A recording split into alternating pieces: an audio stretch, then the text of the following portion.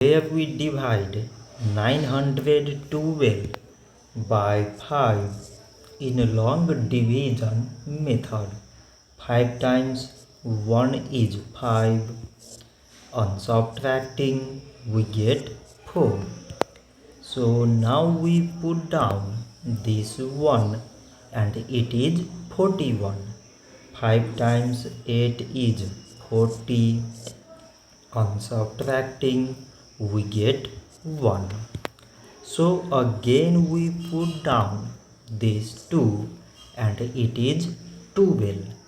5 times 2 is 10. On subtracting we get 2.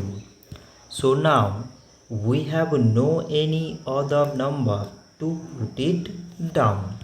So we take here decimal so that we put 0.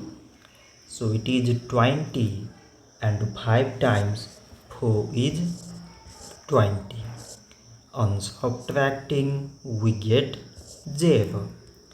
So 912 divided by 5 is 182 decimal 4. So this much for today and thanks for watching.